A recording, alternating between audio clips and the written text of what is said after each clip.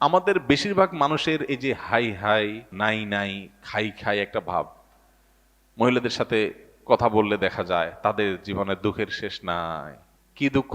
যদি আলাপ করেন তো দেখবেন যে বলবে যে দুঃখ হইল তার স্বামী তাকে বিদেশে ঘুরতে নিয়ে যাবে বলছে, সে ওয়াদা আইজও সে পুরা করে নাই।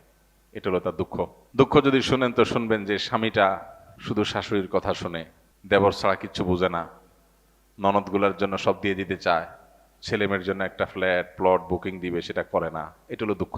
পুরুষদের সাথে যদি বসেন, দুঃখের কথা জিজ্ঞেস করেন, তো বলবে যে হুজুর বড় কষ্টে আছে, দুঃখের শেষ নাই।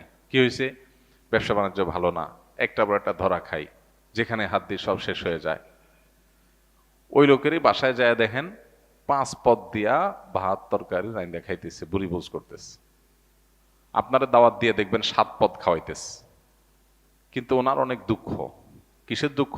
ওনার টাকা নাই। সেদিন এক ভদ্রলোক এর সাথে জানাশোনা হলো যে ওনার বাসায় আমাকে একজন দুঃখ করে বলতেছে কিচ্ছু নাই, অনেক গরিব মানুষ, খাবারের জন্য ভালো একটা প্লেটও নাই, প্লাস্টিকের প্লেটে খায়।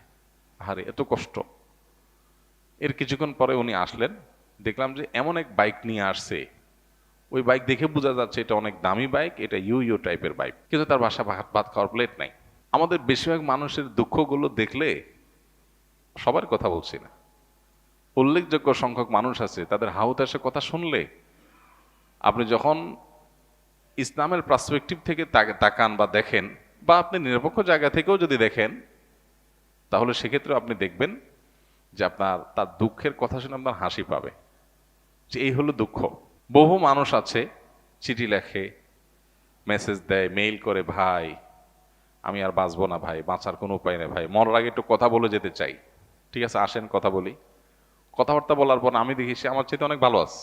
তাহলে আপনি আমার কাছে সান্ত্বনা নিতে আসছেন, আমারে সান্ত্বনা কে দিবে তাহলে বলেন?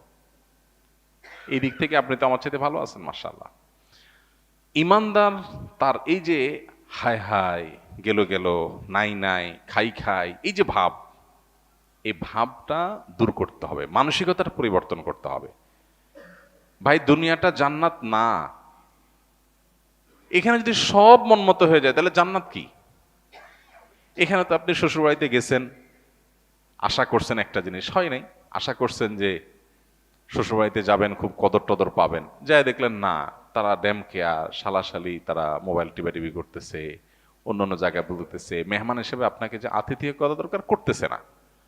আপনার চান্দি গরম হয়ে যাচ্ছে, মেজাজ গরম হয়ে যাচ্ছে, কারণ আপনি এক্সপেকটেশন ছিল অনেক, হয় নাই। যখনই গরম হয়ে যাবে তখন চিন্তা করবেন আমি অহেতুক এক্সপেকটেশন করেছি। দুনিয়ার সব চাহিদা পূরণ হবে না।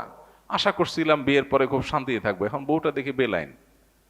মহিলা আশা করছে যে বিয়ের পরে বোধহয় লাল নীল নাটক সিনেমায় দেখছে, স্বামী ঘুরে নিয়ে বেড়ায়, হানিমুন করে, এই করে সেই করে, এখন দেখা যায় যে স্বামী ঘরেই আসে না ঠিক মতো, কি হানিমুন। তো এইরকম পরিস্থিতি একজন ইমানদার চিন্তা করবে আল্লাহ তাআলা আমাকে আরো বহু দিক থেকে সুখী রেখেছেন, আমি আল্লাহর কাছে পরিতৃপ্তি এটা প্রকাশ করব আমার অন্যান্য সুখ দেখে। আপনার স্ত্রী, তিনি হয়তো রান্না বাড়া ভালো পারেন না, আপনার মনে দুঃখ, কিন্তু তার চরিত্রটা ভালো। আরেকজনের বউ রান্নাটা মাশাআল্লাহ একের, কিন্তু চরিত্রটা 2 নম্বর। আপনার বউয়ের চরিত্রটাও ভালো, রান্নাটাও ভালো, হয়তো চেহারা ছবি ভালো না।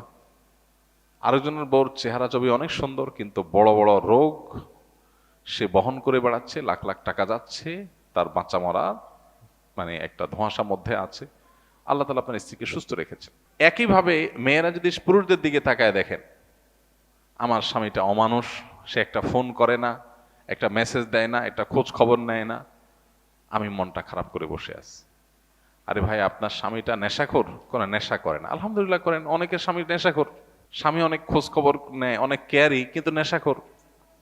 আবার অনেকের স্বামী সব দিক থেকে ভালো আছে, কিন্তু তার ক্যান্সার 4th স্টেজ হয়ে গেছে, যে কোনো মুহূর্তে মারা যাবে। আল্লাহ আপনার স্বামীকে সুস্থ রেখেছেন। আপনার স্বামীর খুব বেশি উপার্জন নাই, আলহামদুলিল্লাহ উপার্জন নাই, কিন্তু আল্লাহ তাআলা তারা অনেক দিক থেকে তাকে ভালো রেখেছেন, অ্যাডভান্টেজ আছে। একজন ইমানদার সে সবসময় পজিটিভ জিনিসগুলো দেখবে। শেখ মোহাম্মদ মোতাওয়াল্লিয়া শাহরবি, মিশরের একজন বড় স্কলার, কোরআনে কারীমের একজন বড় মুফাসসির, তার একটা টুইটারে একটা ছোট স্ট্যাটাসে তিনি লিখেছেন যে কারোর ঘর যদি চুরি হয়ে যায়, চুরি হয়ে চোরে সব নিয়ে যায়, সব বলতে যা যা নেওয়া গেছে, তারপরও সে ঘরে ঢুকে যদি দেখে যে খাটটা আছে, আলমারিটা আছে, আলমারির ভিতরে সব নিয়ে গেছে, আলমারিটা আছে, সে আল্লাহর কাছে শুকর আদায় করবে, যাক ভারী ভারী জিনিসগুলো নিতে পারে না, আল্লাহ শুকর। এগুলো যদি নিয়ে যেত আমি কি করতাম? যাক আলহামদুলিল্লাহ, চোরে নিচে দেখে কিছু গেছে কিছু আছে, যদি আগুন লেগে পুড়ে যেত যদি সব ছাই হয়ে যেত। আপনি বিপদে আলহামদুলিল্লাহ কেন বলবেন, তার সায়েন্সটা এখানে। আপনি বাইক অ্যাক্সিডেন্টে পড়ে গেছেন, দেখতেছেন ঠ্যাং একটা নাই, কেটে আলাদা হয়ে গেছে, ওই অবস্থায় আপনি কিভাবে আলহামদুলিল্লাহ বলবেন? কিভাবে আপনি পরিতৃপ্ত থাকবেন, আল্লাহ শুকর আদায় করবেন? সায়েন্সটা কি? সায়েন্সটা হলো আপনি দেখবেন যে মাশাআল্লাহ আপনার আরেকটা পা ভালো আছে। এই একই অ্যাক্সিডেন্টে বহু লোকের 2 পা শেষ হয়ে গেছে, বহু লোকের জীবনটা শেষ হয়ে গেছে। আপনি যখন ওইটার দিকে তাকাবেন তখন বললেন আলহামদুলিল্লাহ, ওর সাথে কম্পেয়ার করলে তো আল্লাহ আমাকে ভালো রেখেছে। মানুষ ভালো থাকার জন্য তার মেন্টালিটিটা সবচেয়ে গুরুত্বপূর্ণ। আর এই কথাটাই নবী সাল্লাল্লাহু আলাইহি সাল্লাম মাত্র 3 শব্দে বলেছেন, আল গিনা গিনান নাফস। মানুষের মনের সচ্ছলতা, মনে থেকে যদি কেউ ধনী হয় সে হলো আসল ধনী, সে হলো আসল সচ্ছল। কেউ যদি নিজেকে অভাবী মনে না করে, আর যদি অভাবী মনে করে তাহলে কোটিপতি হওয়ার পরও সে ফকির। কারণ সে চিন্তা করবে আমার চেয়ে বড় কোটিপতি আরেকজন আছে, তাহলে আমার তো নাই। আমি সবসময় চিন্তা করবো আমার চাইতে খারাপ কত মানুষ আছে, আলহামদুলিল্লাহ অনেক ভালো আছে, আমার ভিতরে কোনো দুঃখ নাই। সেই মানুষ প্রকৃত অর্থে সুখী মানুষ, ধনী মানুষ, একই সাথে আল্লাহর প্রিয় মানুষ, ভালো মুসলমান, যে প্রত্যেকটা অবস্থাকে সে ওয়েলকাম করে, আলহামদুলিল্লাহ বলে। দুনিয়াতে সবকিছু যদি মনমতো হয় তাহলে এটা তো জান্নাত হয়ে যাবে। সবকিছু মনমতো হবে না। অনেকে দেখবেন অমুকে আমার সাথে এটা কিভাবে করলো, কিভাবে এটা বলতে পারলো, এই কথাটা সে কেমনে বলতে পারলো, আমি মেলাতে পারতেছি না। আমাকে কেন, এটা আশ্চর্যের কি আছে? চামড়ার ঠোঁট দিয়ে সবই বলা যায়, বলছে, বোঝেন, এটা তো আমি আশা করি না। তা আপনি যা আশা করবেন সব তার মন মতোই যদি হয় তাহলে তো জান্নাত হয়ে যাবে। আপনার আশার বিপরীত কিছু হবে দেখেই তো দুনিয়া। না না, সে কিভাবে এটা আমারে বলতে পারলো, আমার মাথায় ধরতেছে না, কেমনে এটা বলতে পারলো? আরে কেমনে বলতে পারলো, আমি তো বলতে পারবো আপনাকে, কোনো ব্যাপার না তো। সবকিছুকে ইজিলি নেওয়া, এটা হলো মানুষের দুঃখ দুর্দশা দূরের প্রধান মাধ্যম, প্রধান উপায়। আল্লাহ তাআলা আমাদেরকে সেই তৌফিক দান করুন। আমরা অনেকে আছি যে কোন প্রকার বিপদ আপদ হলে আমরা ধৈর্য ধারণ করতে পারি না। ভাই সবরটা কখন করবেন? তাহলে আপনার মনের বিরুদ্ধে হবে, চাওয়ার বিরুদ্ধে হবে, আশা যা করছেন তার উল্টাটা হবে।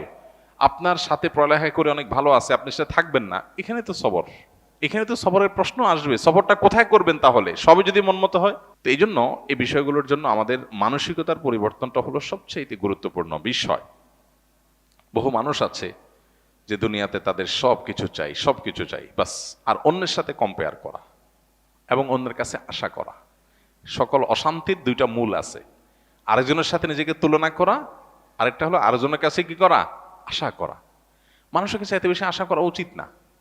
স্বামী হোক, স্ত্রী হোক, ননদ হোক, দেবর হোক, শ্বশুর হোক, শ্বশুর বাড়ি হোক, এমনকি বন্ধু বান্ধব হোক, আপনার কোনো বন্ধু বান্ধব যদি আপনার সাথে বেঈমানি করে আপনার খুশি হওয়া উচিত, খুশি হওয়া উচিত। কেন খুশি হবেন? বেঈমানি করলে আবার খুশি হবেন কেন? খুশি হবেন এই জন্য যে আলহামদুলিল্লাহ একটা জায়গায় ছিলাম এতদিন, আল্লাহ আমাকে জায়গাটা চিনিয়ে দিস। যদি বেঈমানিটা এখন না করতো, আমারে আরো কিছুদিন ভাড়াইয়া তারপরে করতো, আমি আরো বেশি ক্ষতিগ্রস্ত হইতাম। আল্লাহ শুকর, আলহামদুলিল্লাহ আমি যে জায়গায় সময় ব্যয় করছি, এরকম জিগরি দোস্ত বানায় রাখছি, ও আসলে কালসাপ, এটা আল্লাহ তাআলা আমার জানাই দিছে, আলহামদুলিল্লাহ আমি খুশি হয়ে যাব। নেগেটিভ জিনিসটাকেও পজিটিভ ভাবে আমরা দেখতে পারি। যত হতাশা আছে এই হতাশা দূর বেশিরভাগ ক্ষেত্রে হয়ে যাবে শুধু মেন্টালিটি পরিবর্তন করলে। আল্লাহ আমাদেরকে সেই তৌফিক দান করুন। আমাদের কিচ্ছু নাই ঘরে, অল্প স্বল্প আছে, আমরা যার আছে তার সাথে তুলনা করবো না। আমার যা আছে তা নিয়ে আমি অনেক হ্যাপি, আলহামদুলিল্লাহ। আল্লাহ আমার ছেলে মেয়ে সুস্থ রাখছেন, ক্যান্সার দেন নাই, বড় কোনো ব্যাধি দেন না, আল্লাহ শুকর।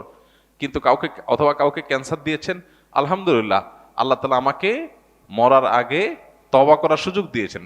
একটা ওয়ার্নিং আসছে, আমি এখন প্রস্তুতি নিয়ে যেতে পারি। অনেকে হঠাৎ চলে যাচ্ছে অ্যাক্সিডেন্টে, সে তো প্রস্তুতি নিতে পারে নাই, খারাপ কাজ করতে করতে গুনাহের পথে থাকতে তওবা করার আগে সে চলে গেল। আলহামদুলিল্লাহ আমার তো একটা ওয়ার্নিং পিরিয়ড পাইছি, এই সুযোগে আমি তওবা করে আমার আখিরাতটাকে সুন্দর করে যেতে পারি। প্রত্যেকটা নেগেটিভ জিনিসকে পজিটিভ দেখা যায়। বিশেষ করে আজকালকার যে হতাশা, এগুলো বেশিরভাগই হলো আমাদের অনেক খাই স্বভাবের কারণে। আমরা ভাবখান, আমি এরকম অনেক মানুষ দেখেছি ব্যক্তিগতভাবে, আমি পরিচিত অনেক মানুষের সাথে, নাই ভাই কিচ্ছু নাই, ব্যবসা বাণিজ্য অবস্থা একেবারে খারাপ। এরপরে দেখা গেল ছেলে ফেলে নিয়ে, বাচ্চা কাচ্চা নিয়ে উনি ব্যাংকক গেছে ঘুরতে। ভাই ব্যাংকক গেছেন ঘুরতে, আপনার না খুব অসুবিধা? ভাই এইটা তো 10, 20, 50 লাখ তো অ্যাকাউন্টে আছেই, এটা তো কোনো ইয়ে না। আমি কোটি কোটি টাকার যে ব্যবসা আছে আমি সেটা কথা বলতেছি, ফ্যাক্টরিগুলো বন্ধ, হান তান, কিন্তু ওনার সব চলতেছে। মানুষের চাহিদা যত বাড়ে সে তত দুঃখী হয়, চাহিদা যত কমে সে তত সুখী হয়। এই জন্যই কানাআত বা অল্পে তুষ্ট থাকার শিক্ষা নবী সাল্লাল্লাহু আলাইহি সাল্লাম দিয়েছেন। মুসলমান কখনো খাই খাই স্বভাবের হবে না। যত বেশি খাই খাই স্বভাব হবে, যত বেশি অন্যের কাছে আশা থাকবে, তত বেশি আপনি দুঃখী হবেন। এই জন্য এই জিনিসটা ছাড়তে হবে। কারোর কাছে আশা খুব বেশি করা যাবে না, এবং অন্যের সাথে কম্পেয়ার করা যাবে না। বিশেষ করে অন্য আমার চাইতে ভালো থাকলে ওটার ব্যাপারে কম্পেয়ার করা যাবে না। আশা বেশি করবেন, ধরা খাবেন। পৃথিবীতে আল্লাহ ছাড়া আর কারোর ব্যাপারে আশাবাদী থাকবেন না। এমনকি নিজের মা বাপও না, নিজের স্ত্রীও না, স্বামীও না, সন্তানও না, ভাই বোনও না, জিগরি দোস্তও না, কারোর ব্যাপারে না। আশা করেন, খুব বেশি আশা করে বসে থাকেন না। আশা করার পাশাপাশি এটার জন্য প্রস্তুত থাকেন যা আশা করতেছেন তার উল্টাটাও হতে পারে। মোচের তেল দিয়ে গেছেন, অনেক কিছু আশা করতেছেন, যা দেখেন জিরো। হাইসা দিবেন যে আমি তো বোকা ছিলাম, এই জায়গায় আমার নসিবে এটা বরাদ্দ ছিল না, অথচ আমি মোচে তেল দিয়ে আসছি। ফাও, কাঁঠাল খাওয়ার জন্য মোচে তেল দিয়ে আসছি, এসে দেখি কাঁঠালই নাই, কাঁঠাল পুরোটাই নষ্ট। তাহলে আমি অহেতুক একটা প্রস্তুতি নিছি, আমার তকদির এটা ছিল না। তো ইমানদার নিজের জীবনটাকে ইজি করার চেষ্টা করবে, সে সুখী থাকবে ইনশাআল্লাহ তাআলা। আল্লাহ আমাদেরকে তৌফিক দান করুন। আসুন্নাহ ফাউন্ডেশন, উম্মার স্বার্থে সুন্নাহর সাথে।